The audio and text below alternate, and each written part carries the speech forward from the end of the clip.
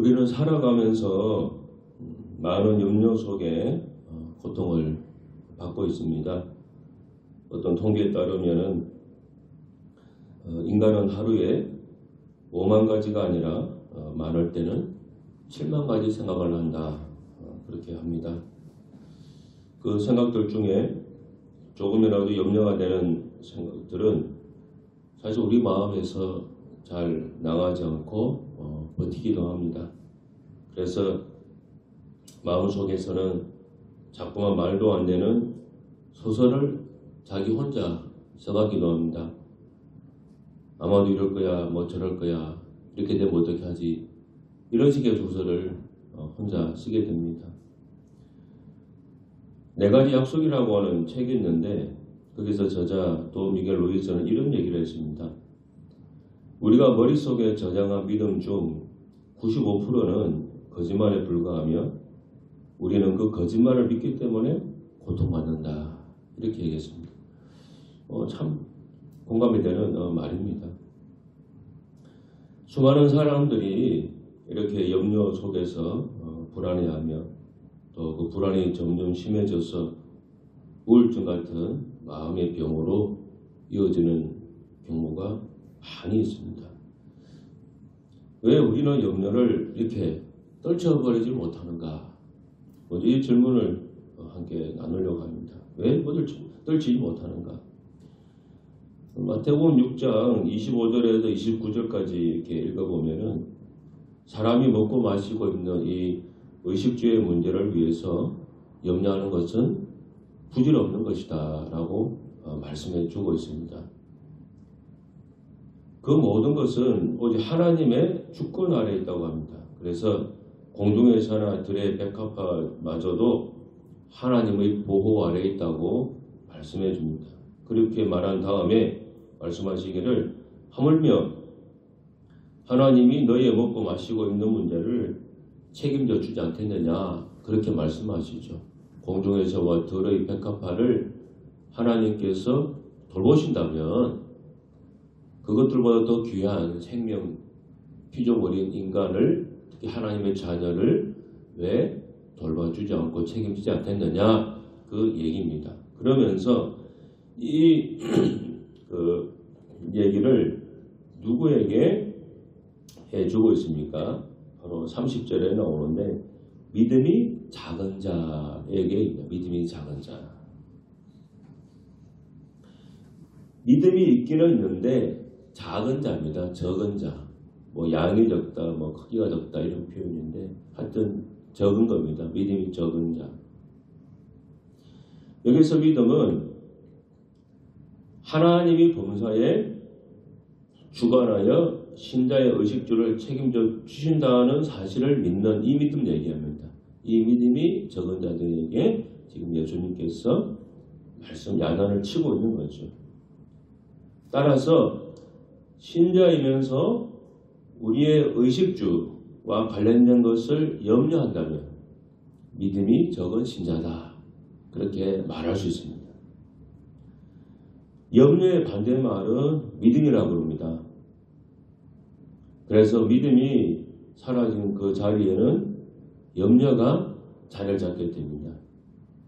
평소에 염려를 많이 하는 내가 타입이라고 한다면은 예수님 말씀하신 믿음이 작은 자가 바로 내가 아닌가 그런 생각해 봐야 됩니다. 교회 다니는 사람들을 여러 가지로 부릅니다. 크리스찬, 기독교인이라고도 하고 또 일반적으로 신자다 그렇게 얘기하죠. 신자. 한자로 이 한자인데 한자로 믿을 신자입니다. 믿을 신자. 그러니까 교인은 믿는 사람입니다. 뭘 믿는 사람입니까? 하나님 믿는 사람, 예수 믿는 사람, 천국을 믿는 사람, 또 성경 말씀 믿는 사람, 이런 것들을 믿는 사람을 신자다 그렇게 얘기하는 거예요. 예수님께서 제자들을 한 3년 정도 데리고 다녔습니다. 그리고 그들에게 많은 것을 가르쳐주고 보여주셨는데 가장 중요한 부분은 뭐였느냐? 믿음으로 사는 법을 가르쳐주셨습니다. 마태복음 10장에 보면은 예수님께서 제자들을 이제 전도하시기 위해서 파송하는 그런 내용이 쭉 나오는데, 그러면서 이런 말씀을 주셨습니다. 마태복음 10장 10절을 보면은 여행을 위하여, 그 전도 여행이죠. 여행을 위하여 배낭이나 두벌 옷이나 신이나 지팡이를 가지고 가지 말라 그랬습니다. 이 여행을 가기 위해서 필요한 게, 기본적인 필요한 게 있지 않습니까? 그런 것들을 가지고 가지 말라 그 얘기입니다. 모든 것을 책임져 주는 분이 있으니까 걱정하지 말고 믿고 나가라는 거죠. 좀 믿음의 훈련입니다. 믿음의 훈련. 제자들은 예수님께 믿음으로 사는 법을 3년 동안 잘 배웠기 때문에 예수님 부활하신 다음에는 그들에게 주어진 그 일들, 제자들의 사명은 복음전도 사명이죠. 그들에게 주어진 일을 충실하게 잘 해냈고, 이들 때문에 전 세계로 복음이 다 전파가 되었습니다. 우리가 대학에 들어가야 된다, 또 취직도 해야 된다, 돈도 생겨야 된다, 결혼도 해야 된다, 또 결혼하면 자녀도 낳아야 된다. 자, 이런 상황들이 있잖아요. 다 일반적인. 이런 상황들이 내가 계획하고 뜻한 대로 되면은 염려가 사라질 거라고 일반적으로 생각합니다. 사람들이. 자, 시간이 지나면 웬만하면 다 해결이 되죠. 자, 그러면은 염려가 사라지는가? 절대로 그렇지 않습니다. 우리 다 합격해만 살지 않습니다. 또 그만큼의 염려가 또 생겨나요. 삶이 그렇습니다. 그래서 이 염려라고 하는 것은 사람이 살아가는 삶의 어떤 하나의 패턴입니다.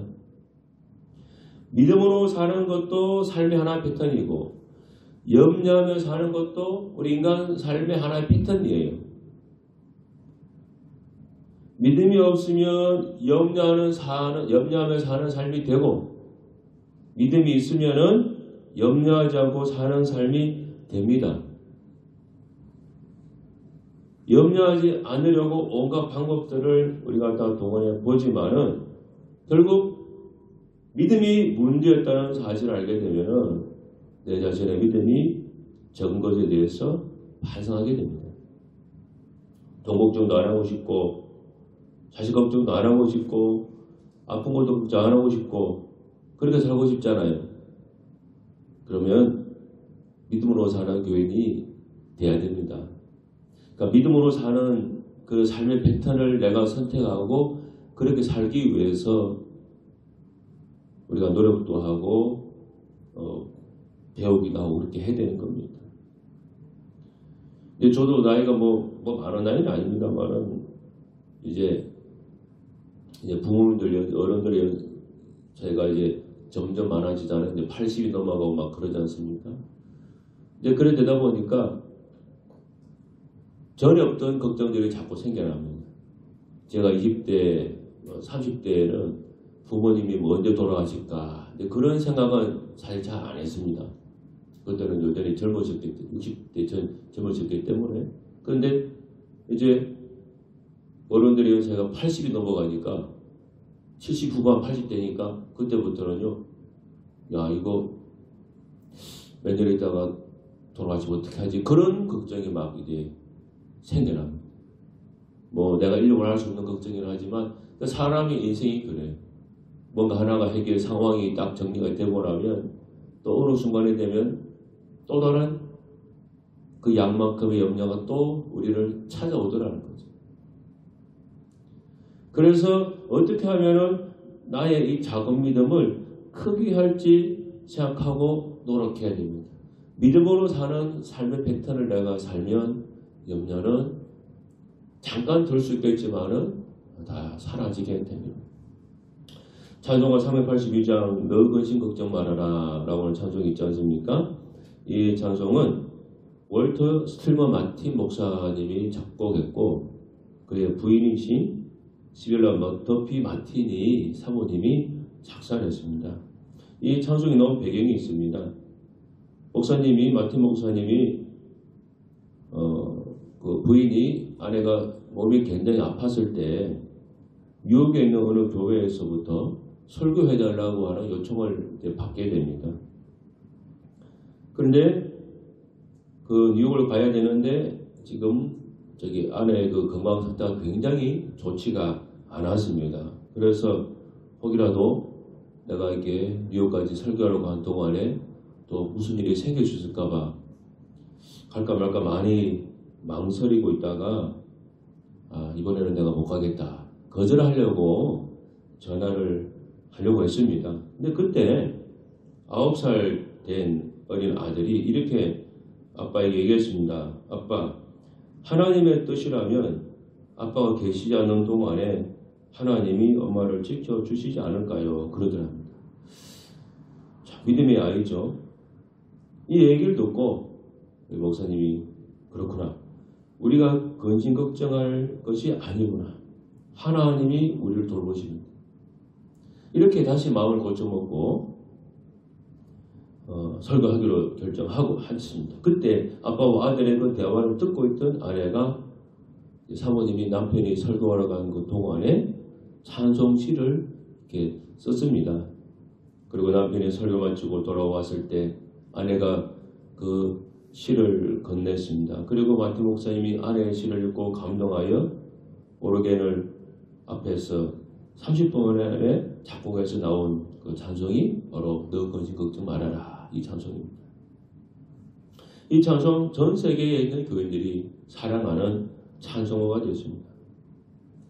하나님이 돌봐주실 것이라고 딱 믿으니까 모든 게 다 편해집니다. 모든 게 다 해결되는 거예요. 갈까말까 망설임 주저함도 없고 내가 간 동안에 아내가 병들어서 혹이라도 죽으면 어떻게 하나 이런 걱정도 없고 다 편해지는 다 정리가 되는 거예요. 인도 서라에 이런 얘기가 있습니다. 벌벌 떨고 있는 쥐 한 마리를 본 마술사가 물었습니다. 너는 왜 그렇게 벌벌 떨고 있느냐? 고양이에게 잡아먹힐까봐 무서워서 그렇습니다. 그래서 마술사는 이 쥐를 고양이로 만들어줬습니다. 그러니까 내가 고양이 되면 고양이 때문에 벌벌 떨 일이 없습니다. 시간이 지나서 그 쥐에서 고양이가 된 그 고양이를 만났는데 요즘 벌벌 떨고 있어요. 너 왜 아직도 떨고 있느냐? 그래서 이번엔 개 때문에 그랬대. 개가 무서워서 너무 무서워집니다. 그래서 이번에는 마술사가 개로 만들어졌어. 이제 개로 만들어졌으니까 이제 안 떨겠지라고 생각해요. 그런데 나중에 또 그 개를 만났는데 여전히 그 개가 벌벌 떨고 있더래요.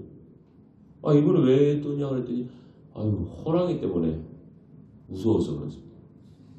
그래서 이번에 그 개를 호랑이로 만들어 놓습니다. 이제는 안 떨겠지라고 생각했는데 나중에 또 얼마 지나도 그 호랑이를 보니까 호랑이가 더 무서워 벌벌 떨고 있대요.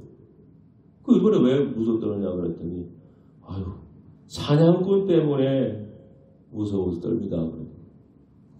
이 얘기를 듣고 나서 마술사가 이렇게 말했습니다. 아무리 도와줘도 염려와 근심이 끝나질 않는구나. 다시 쥐로 돌아가거라. 그랬답니다. 이 의미가 있는 설화인데 여러분 믿음으로 살지 않으면요. 아무리 상황이 개선이 되고 내 삶에 먼저 해결돼도 절대적으로 염려에서 못 벗어납니다. 돈이 한 50억 생기면은 나 죽을 때까지 돈 걱정 안 할 것 같죠? 그건 아무도 장담 못해요. 돈 걱정 안 할지 모르지만은 다른 걱정하게 돼 있어요. 사람의 존재가. 그래서 우리가 염려하지 않고 믿음으로 살아야 되는데 믿음으로 사는 사람의 그 한 가지 자세와 모습이 있습니다. 그게 뭐냐? 그의 나라와 의를 구하는 거예요. 무엇을 먹을까, 무엇을 마실까, 무엇을 입을까 구하지 말고 먼저 그의 나라와 그의 의를 구하라 하고 하는 말씀입니다. 이 구한다고 하는 말은 그리스어로 헬라어로 제테오라고 썼는데 이건 영어 성경 보면은 다 시크라고 되어 있습니다. 시크. 요즘 AI 나왔죠. 딥시크. 그때 시크입니다. 열심히 찾는다는 뜻이에요. 아시겠어요? 시크. 딥시크가 오면 딥이 깊다 그러면 아주 깊이 열심히 찾는다고 하는 AI인데 그러니까 진주장사가 이 마을 저 마을 다니면서 값진 진주를 찾습니다. 그러다가 값진 진주를 찾으면 자기 재산을 다 팔아서 그 진주를 삽니다. 여기에서 사용된 단어, 찾는다고 하는 단어 제테오입니다. 시크입니다. 열심히 찾는 거. 그러니까 어떤 수단과 방법을 가리지 않고 찾아낸다고 하는 거예요. 그러니까 예수님께서 염려를 많이 할 수밖에 없는 사람들에게 주신 믿음으로 사는 삶의 패턴이 하나가 뭐냐? 그의 나라와 의를 구하는 삶을 자꾸 살아가 보라는 거예요. 염려를 안 해야지 하고 이렇게 해서 안 되는 게 아니고 그의 나라와 의를 구하는 삶을 자꾸 살아나가 보라는 거지. 그러면은 자연스럽게 염려 문제 해결된다는 거예요. 그의 나라와 그의 의입니다. 나의 나라가 아니고 나의 의가 아니라 하나님 나라와 하나님의 의입니다. 여러분 보세요. 먹는 거, 입는 거, 마시는 거 다 누구와 관련됐어요? 나하고 관련된 거잖아요. 내가 먹고 내가 입고 내가 마시는 거잖아요. 나를 위한 삶에서 여기만 매몰되지 말고 하나님 나라, 하나님의 의에 눈을 좀 돌려서 그거를 좀 자꾸 찾고 그거를 쫓아가는 그런 삶을 같이 좀 살아보라는 거예요. 먹고 마시는 거 다 내팽개치라는 소리가 아니라 먼저 이러한 삶도 있으니까 그거 삶도 한번 살아가 보라는 거지. 그래 살다 보면은 자연스럽게 나의 어떤 문제들은 그 염려에서 내가 자유할 수 있다고 하는 거예요. 우리 조선 땅에 선교사로 들어온 분 중에 아펜젤러 선교사가 있습니다. 유명한 분이죠. 이분이 신혼 직후에 우리 한국에 와서 한 17년 정도 선교사 하셨는데 이분의 배자학교도 설립하셨고 또 정동 제일감리교회도 세우시고 많은 참 좋은 일 많이 하셨습니다. 아펜젤러 선교사님이요. 근데 이분의 죽음이 갑자기 찾아왔습니다. 1902년 6월인데 목포에서 성경번역위원회가 있어서 이제 거기 참석할 예정으로 6월 11일 배를 타고 인천을 떠났습니다. 그 배가 군산 근처에서 다른 배와 충돌하여 침몰하게 됩니다. 그때 한국인 조사 조한규 씨와 또 목포 고향이었던 정신여학교 여학생이 그때 같이 동행을 했다고 합니다. 중학생이요. 근데 마침 구조선이 왔는데 몇 사람의 그 성경만 구조할 수밖에 없었습니다. 근데 아펜젤러 선교사는 외국인이잖아요. 그래서 구조 대상 1호였습니다. 근데 이 아펜젤러 선교사가 일부러 사용했습니다. 내가 조선 사람의 영혼을 구하러 온 선교사인데 지금 조선 사람들이 많이 죽는 마당에 어찌 내가 먼저 살기를 바라겠습니까? 나 대신 젊은 사람 하나라도 살려야지 않겠습니까?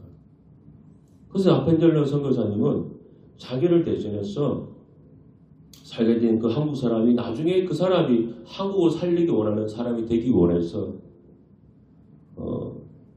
다른 한국 사람을 자기 대신 그 배에 태웠다 그래요. 그리고 이분은 거기서 돌아가셨습니다. 이게 바로 그의 나라와 의를 구하는 삶을 산 하나의 모습입니다. 이 선교사님의 그 삶에서는. 선교사님이 제일 중요한 게 뭐예요? 영혼 구원이잖아요. 영혼 구원하는 사람이 선교사잖아요. 그러면 영혼 구원하려고 조선 땅에 왔는데 나는 살고 영혼 천국 가야 돼. 더 살아야 돼. 이 한국 땅을 진짜로 구원시켜야 할 한국 사람을 죽게 내버려 둔다고 한다면 이거 얼마나 이율배반적인 모습입니다. J.C. 펜이라고 하는 미국 분이 계세요. 1875년에서 1971년까지 살았는데 이 사람의 원래 이름은 제임스 캐시 펜입니다. 여러분 캐시 알죠? 캐시 이거 돈 이름 잘 졌어요. 캐시 벌써 이름에 딱 캐시가 있으니까 돈 잘 벌 것 같죠. 제임스 캐시 펜인데 이 사람은 가난한 목사님의 아들로 태어났습니다. 그래서 젊어서 정육점을 운영하다가 호텔 주방장에게 뇌물을 주지 않아서 가게 문을 닫게 됐습니다. 그 당시에 1870년이니까 그 당시에는 호텔에 고기를 납품하기 위해서는 뇌물을 주는 것이 관례했다 그래요.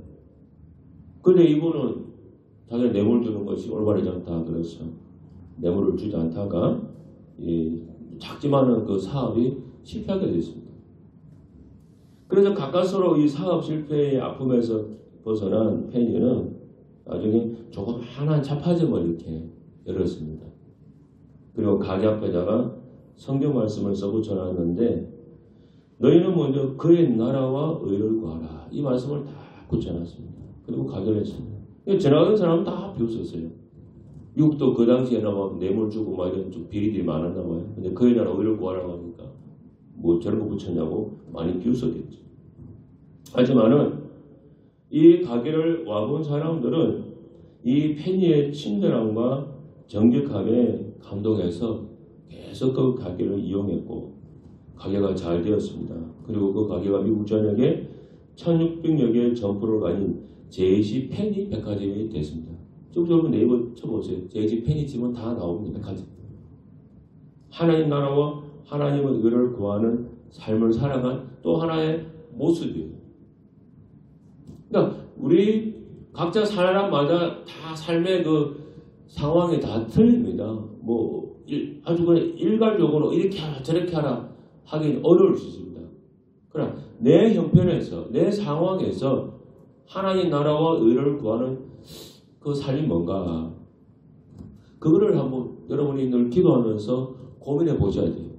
그래서 그 삶을 내가 자꾸 살려고 애를 쓰고 노력하고 그래 살다 보면은 어느 순간 나는 상당히 많은 부분에서 염려에서 해방된 자유와 자기 모습을 볼 수 있다는 거예요.